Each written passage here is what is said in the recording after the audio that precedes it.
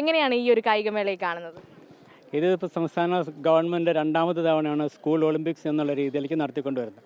അപ്പോൾ ഇവിടെ ഏതാണ്ട് 20,000 കുട്ടികൾ ഒരു ദിവസം വന്നു പോകുന്നുണ്ട്. 7 വേദികളിലായിട്ടാണ് മത്സരങ്ങൾ നടക്കുന്നത്. പക്ഷേ നമ്മൾ 3 വേദികളിൽ പാചകം ചെയ്തുകൊണ്ട് മറ്റുള്ള വേദികളിലേക്ക് 4 വേദികളിൽ പാചകം ചെയ്തുകൊണ്ട് മറ്റുള്ള വേദികളിലേക്ക് ഭക്ഷണം എത്തിക്കുന്നു. ഇതിൻ്റെ അകത്ത് അതിലെ മെയിൻ കിച്ചൺ പുത്തിരിക്കണ്ടം മൈതാനാണ്.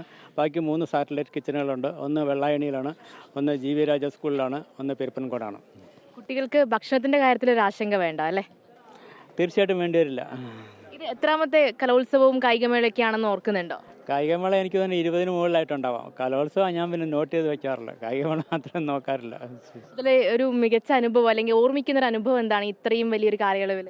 അല്ല, അങ്ങനെയൊന്നുമില്ല. ഇപ്പോൾ കാരണം ഈ സ്കൂൾ ഒളിമ്പിക്സ് എന്നുള്ള രീതിക്ക് തുടങ്ങിയത് കഴിഞ്ഞ വർഷമാണ്.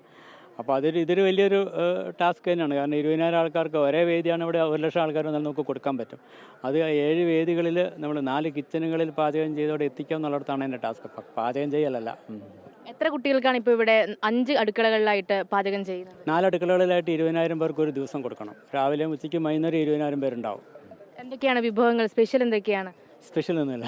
ഇതിപ്പോൾ കുട്ടികൾ കറികളൊക്കെ എന്തൊക്കെയാണ് ഉൾപ്പെടുന്നത്? സാധാരണ നമ്മുടെ സാധാരണ ഒരു ഊണുവട്ടത്തിന് വേണ്ട സാമ്പാറുണ്ടാവും, പുളിശ്ശേരി ഉണ്ടാവും, അവിയലുണ്ടാവും, തോരൻ, അച്ചാർ അങ്ങനെയൊക്കെ ഉണ്ടാവും. ആ കൂട്ടത്തിൽ നോൺ വെജ് ഏതെങ്കിലും ഐറ്റം കൂടി ഉണ്ടാവും ഉച്ചയ്ക്ക്. രാവിലെ പാല്, മുട്ട, പഴം. പിന്നെ ബ്രേക്ക്ഫാസ്റ്റിൻ്റെ ഇഡ്ഡലി അല്ലെങ്കിൽ ദോശ, പുട്ട്, പൂരി, ഇടിയപ്പം, അങ്ങനെ പല ഐറ്റംസ് ഉണ്ടാകുന്നുണ്ട്. വൈകുന്നേരം ചോറിനൊപ്പം ചപ്പാത്തിയുമുണ്ട്. അതിൻ്റെ കൂടെ നോൺ വെജ് ഐറ്റംസ് ഉണ്ടാവും. ആ കൂട്ടത്തിൽ കട്ട് ഫ്രൂട്ട്സും കൊടുക്കുന്നുണ്ട്. വിവിധ ജില്ലകളിൽ നിന്ന് കുട്ടികൾ എത്തുന്നുണ്ട്. അവരോട് എന്തെങ്കിലും പറയാനുണ്ടോ പ്രത്യേകിച്ച്? നന്നായി പ്രയത്നിക്കുക, സമ്മാനം നേടാൻ ശ്രമിക്കുക, കിട്ടാത്തതിൽ നിരാശരാവാതിരിക്കുക. എല്ലാവർക്കും ആശംസകൾ.